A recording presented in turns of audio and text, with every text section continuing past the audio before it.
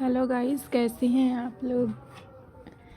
आज हम पढ़ने वाले हैं संविधान में कुल भाषाएं कितनी हैं हमारी। संविधान देखते हैं कि संविधान की 8वीं अनुसूची में हिंदी सहित 14 भाषाएं थी। जब हमारा संविधान बना उस टाइम हमारी 14 भाषाएं संविधान में थी। उसके आगे देखते हैं कि संविधान के 21वें संशोधन 1967 के अंतर्गत सिंधी को 8वीं अनुसूची में शामिल किया गया। 8वीं अनुसूची में कब शामिल किया गया? 21वें संविधान संशोधन 1967 में।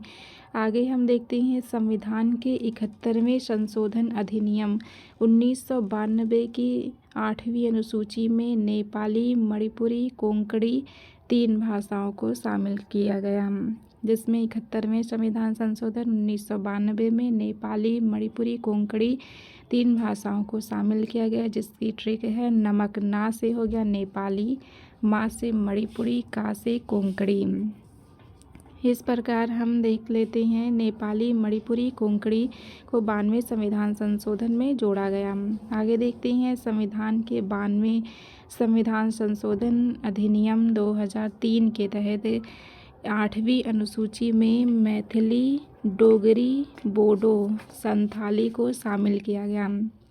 92वें संविधान संशोधन 2003 में मैथिली, डोगरी, बोडो शामिल किया गया, जिसमें 4 भाषाएं थीं। आगे देखते हैं संविधान के अनुच्छेद 344(1) और अनुच्छेद 351 में 8वीं अनुसूची में निर्दिष्ट भारतीय भाषाओं का संदर्भ आया है, जिनकी संख्या 22 है, जिसमें हम देखते हैं असमिया है, नेपाली है, मणिपुरी है, बांग्ला है, उड़िया है, कश्मीरी है, सिंधी है, पंजाबी है, संस्कृत है, हिंदी, उर्दू, गुजराती, मराठी, कन्नड़, कोंकणी, मलयालम, तेलुगु, तमिल, बोडो, मैथिली और संथाली। डोगरी, जिसमें हमारी 22 भाषाएं शामिल हैं संविधान में। अब हमारी कुल 22 भाषाएं हैं, जिसमें अनुच्छेद 343 से 351 तक 8 भाषाओं को शामिल किया गया है। आगे देखते हैं रामचंद्र शुक्ल कृति हिंदी साहित्य के इतिहास से कुछ महत्वपूर्ण कथन है, जिसमें हम देखते हैं वक्तव्य एवं काल विभाजन। आचार्य शुक्ल ने अपने से पहले लिखे गए साहित्य इतिहास ग्रंथों को कविवृत्त संग्रह कहा है। उन्होंने क्या कहा है? साहित्य ग्रंथों को कविवृत्त संग्रह, जिसमें उन्होंने लिया है शिव सिंह सरोज का कवित्व वृत्त संग्रह, modern vernacular literature of northern Hindustan बड़ा कवित्व संग्रह कहा है। मिश्र बंधु विनोद को बड़ा भारी प्रकांड कविवृत्त संग्रह किया है। नामकरण 2 आधारों पर किया है, जिसमें एक है काल विभाग के भीतर प्राप्त होने वाली विशेष ढंग की रचनाओं की प्राचुरता व उनके स्वरूप के अनुसार। दूसरे में है ग्रंथों की परिस्थिति के आधार पर, क्योंकि परिस्थिति भी किसी काल की लोक प्रवृत्ति की प्रतिध्वनि है। आगे देखते हैं कि शुक्ल जी कहते हैं कि किसी काल का विस्तार को लेकर यों ही पूर्व और उत्तर नाम देकर 2 हिस्से कर डालना ऐतिहासिक विभाग नहीं कहला सकता है। ऐसा कहते हैं शुक्ल जी अपनी पुस्तक हिंदी साहित्य के इतिहास में। आगे देखते हैं किसी काल के कवियों की साहित्यिक विशेषताओं के संबंध में मैंने जो संक्षिप्त विचार प्रकट किए हैं वे दिग्दर्शन मात्र के लिए हैं। इतिहास की पुस्तक में किसी कवि की पूरी क्या अधूरी आलोचना भी नहीं हो सकी है। आगे देखते हैं, लिखते हैं कि आधुनिक काल में गद्य का आविर्भाव सबसे पहले साहित्यिक घटना है।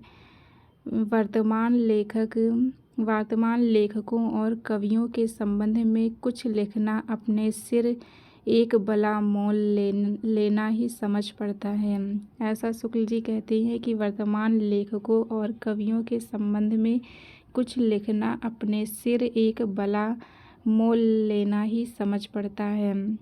फिर रीतिकाल को कहते हैं कि रीतिकाल के कवियों की परिचयात्मक विवरण मैंने प्रायः मिश्र बंधु विनोद से लिया है। ऐसा शुक्ल जी ने अपने हिंदी साहित्य ग्रंथ में उसकी भूमिका में लिखा है कि मैंने प्रायः अपना परिचयात्मक विवरण मिश्र बंधु विनोद की पुस्तक से लिया है। मिश्र बंधु विनोद के अतिरिक्त सामग्री सहयोग के लिए इन ग्रंथों के नाम, जिसमें इन्होंने हिंदी कोविद रत्नमाला, बाबू श्याम सुंदर दास, कविता कौमुदी, राम नरेश त्रिपाठी, ब्रज माधुरी सार, वियोगी हरिजी।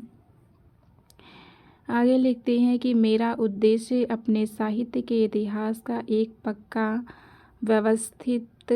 पक्का और व्यवस्थित ढांचा खड़ा करना था, ना कि कवि कीर्तन करना था।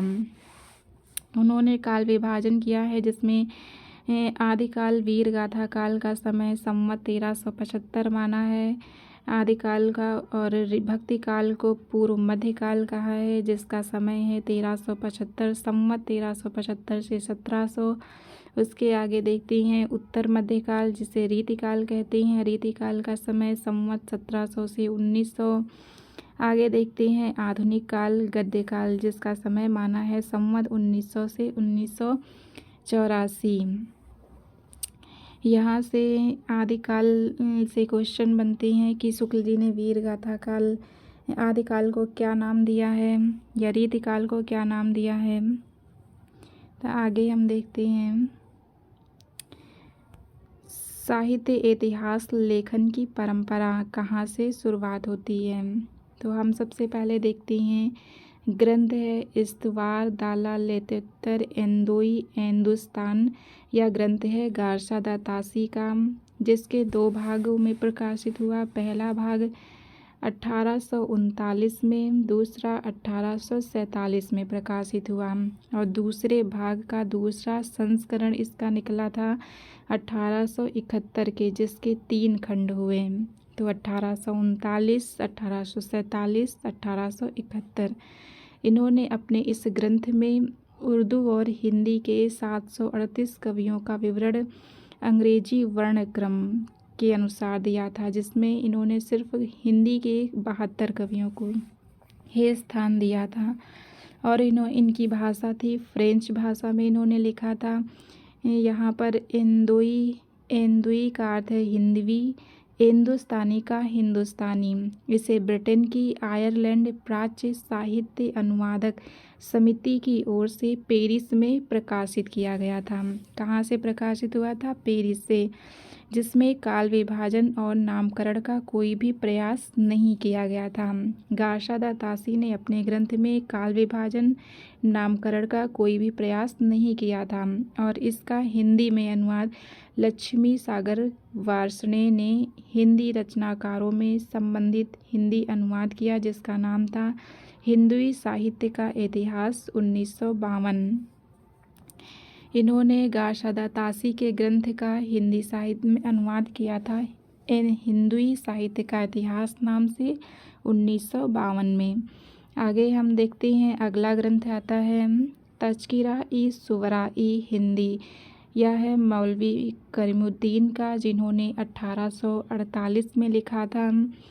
दिल्ली कॉलेज द्वारा प्रकाशित किया गया था। इसका प्रकाशन दिल्ली कॉलेज द्वारा हुआ था। इनके ग्रंथ में 1004 कवियों का विवरण मिलता है, जिसमें इन्होंने कवियों की संख्या 62 ही बताई है। हिंदी के कुल 62 ही कवि रखे हैं। गारसा दा तासी ने अपने ग्रंथ में हिंदी के 72 कवियों को रखा था, और मौलवी करीमुद्दीन ने अपने ग्रंथ में कुल 62 हिंदी के कवि रखे हैं। हिंदी के कुल 62 कवि रखे। इस ग्रंथ का महत्व इस बात में है कि सर्वप्रथम कालक्रम का ध्यान रखा गया, किंतु नामकरण नहीं किया गया। इन्होंने कालक्रम का ध्यान रखा, परंतु नामकरण नहीं किया।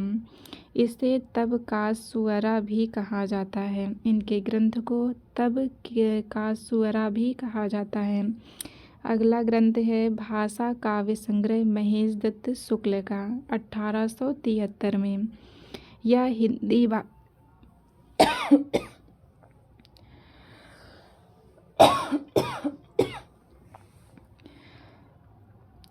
भाषा में लिखा गया हिंदी साहित्य का पहला ग्रंथ था, जो कि नवल किशोर प्रेस लखनऊ से प्रकाशित हुआ था।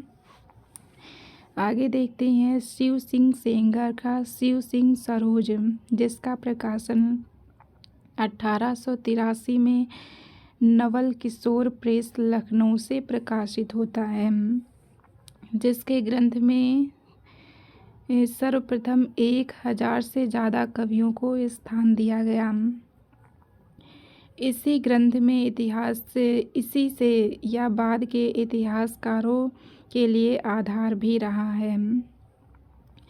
इसके पूर्वार्ध में 838 कवियों की रचनाओं के नमूने, उत्तरार्ध में 1003 कवियों का परिचय दिया गया है। इसमें वर्णानुक्रम पद्धति का प्रयोग किया है।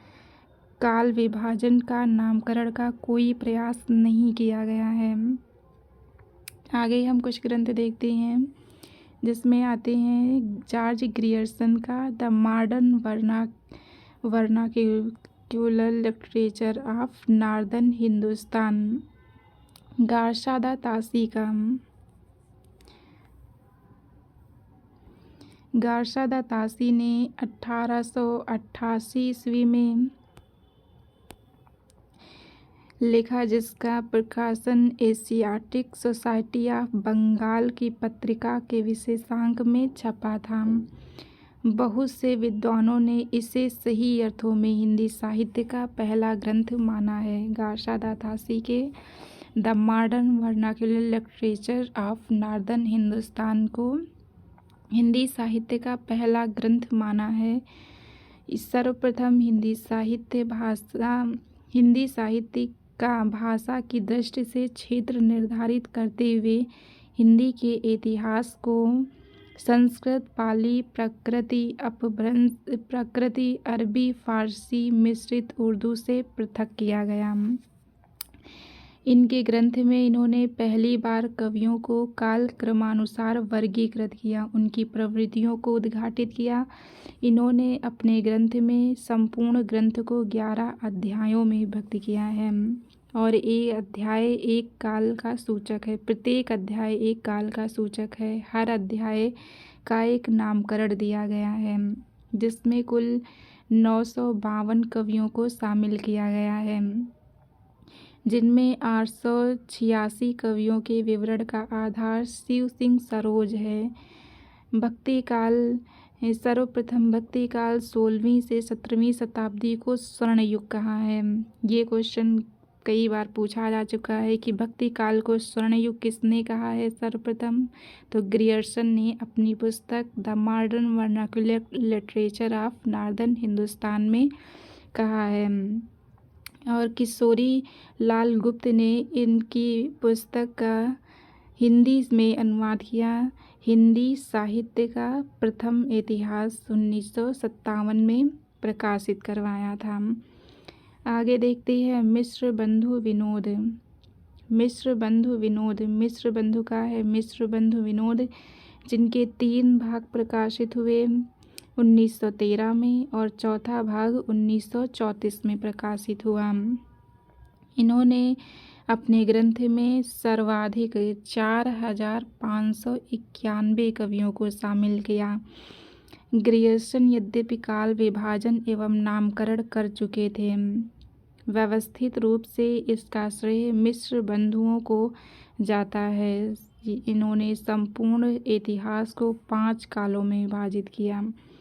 मिश्र बंधु 3 भाई थे, जिसमें गणेश बिहारी, श्याम बिहारी, सुखदेव बिहारी। यहाँ से क्वेश्चन पूछा जाता है कि मिश्र बंधु विनोद में कौन शामिल नहीं थे, तो शामिल थे गणेश बिहारी मिश्र, श्याम बिहारी मिश्र, सुखदेव बिहारी मिश्र।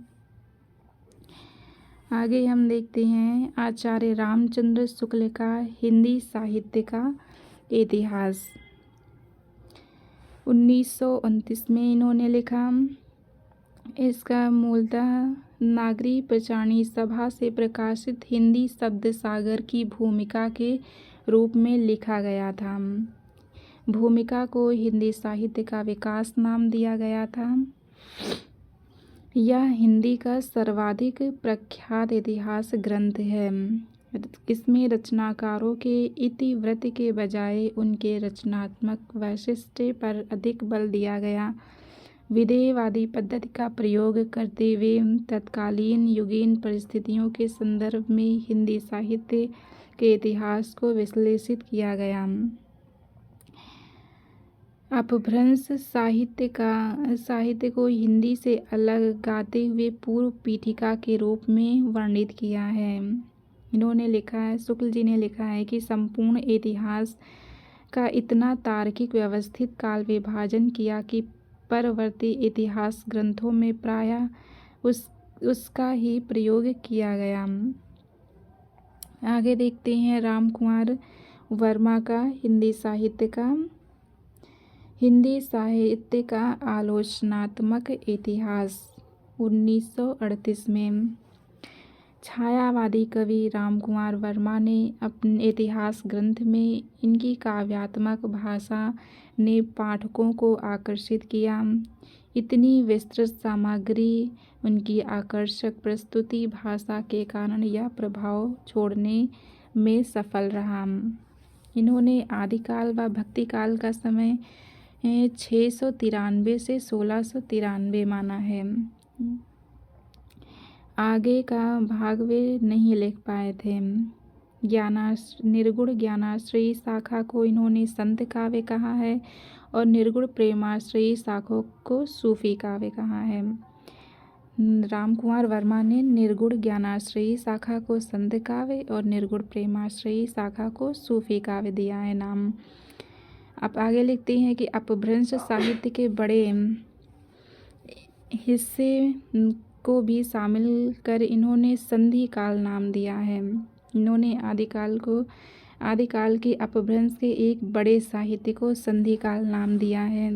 जो वर्मा जी ने आदिकाल को संधि व चारण काल 2 भागों में दिया है। हिंदी साहित्य का इतिहास आचार्य हजारी प्रसाद द्विवेदी का 1940 ईस्वी में।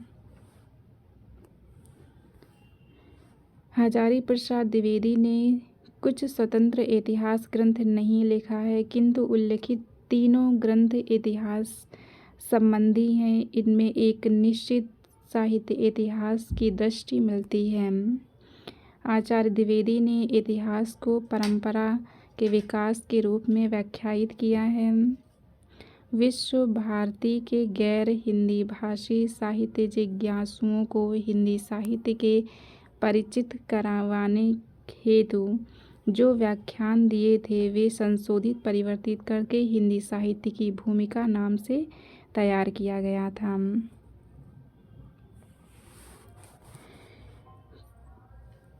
इनके हजारी प्रसाद द्विवेदी के 3 ग्रंथ जिसमें हिंदी साहित्य की भूमिका 1940, हिंदी साहित्य का उद्भव और विकास 1952, हिंदी साहित्य का आदिकाल 1952।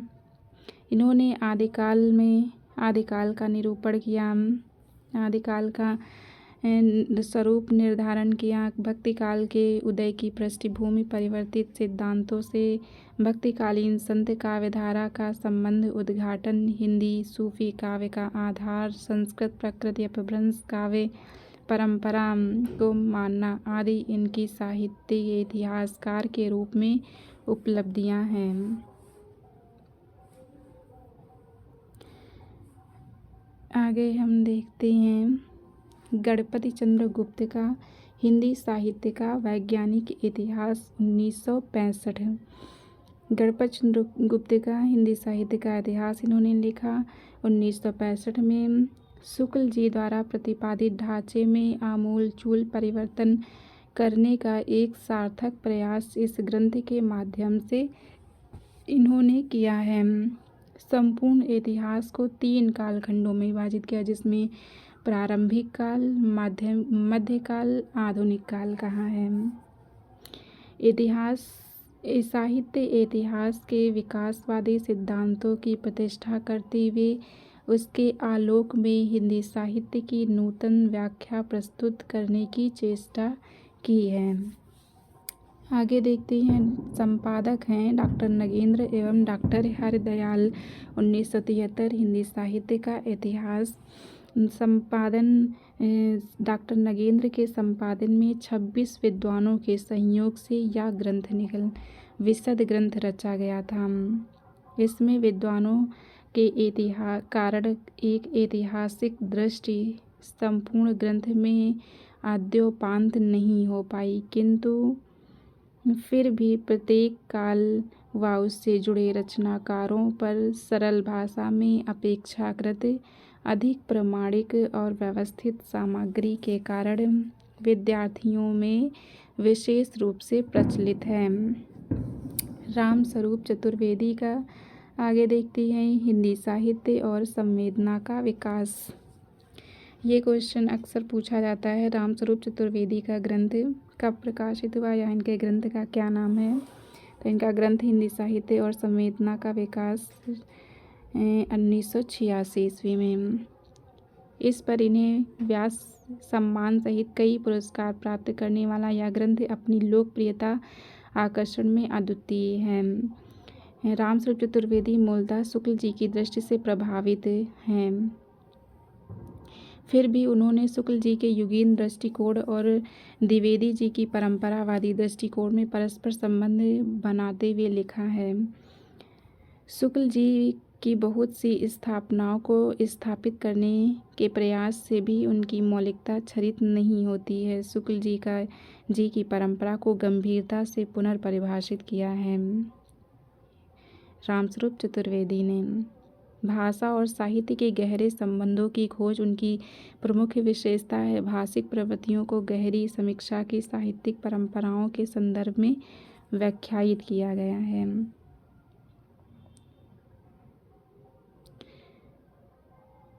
तो हम इस प्रकार अपने सारे ग्रंथ पढ़ लेते हैं यहाँ से। ये स्लाइड बहुत इम्पॉर्टेंट है, जितने भी ग्रंथ हैं कहीं से भी क्वेश्चन पूछा जा सकता है। आगे हम देखते हैं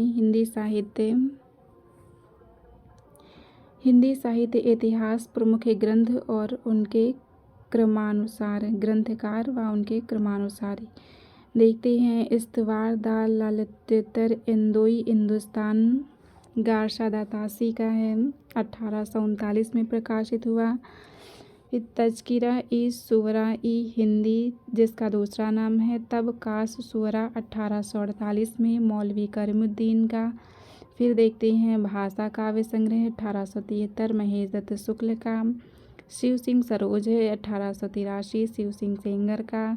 the modern vernacular literature of northern Hindustan, 1888 George Grierson का। हिंदी कोविद रत्नमाला श्याम सुंदर दास, जिस 2 भागों में प्रकाशित हुआ। पहला भाग 1909 में, दूसरा 1914 में। मिश्र बंधु विनोद 1913 में। मिश्र बंधुओं का 1913 में प्रकाशित हुआ। A sketch of Hindi literature 1917।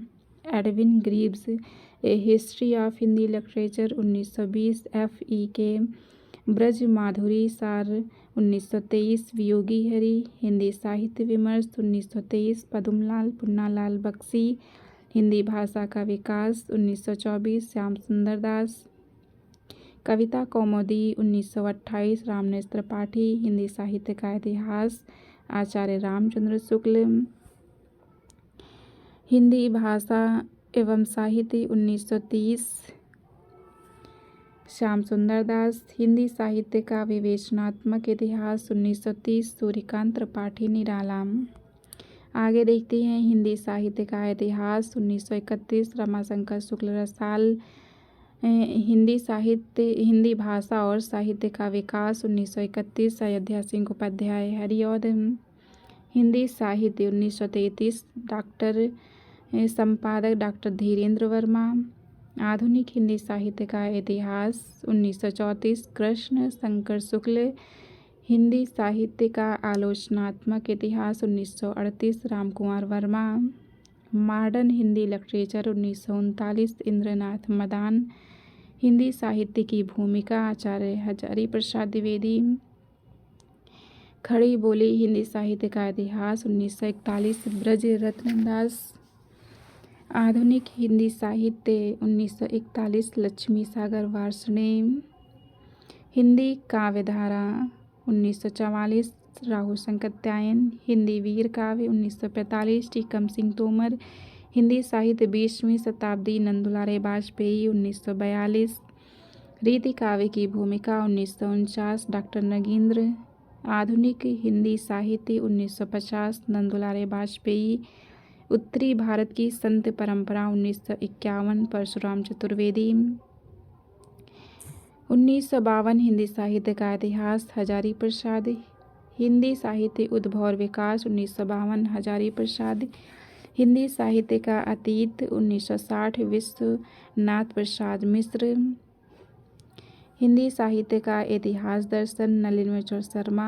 Hindi साहित्य का बृहद इतिहास 16 भाग जिसमें 1961 नागरी प्रचारणी सभा द्वारा प्रकाशित।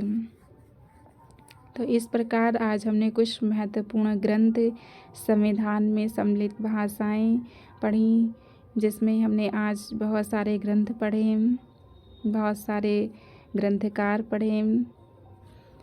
यहाँ से क्वेश्चन अक्सर पूछे जाते हैं।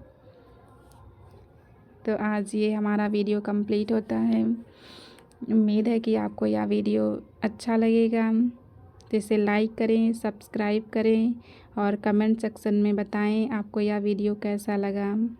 धन्यवाद।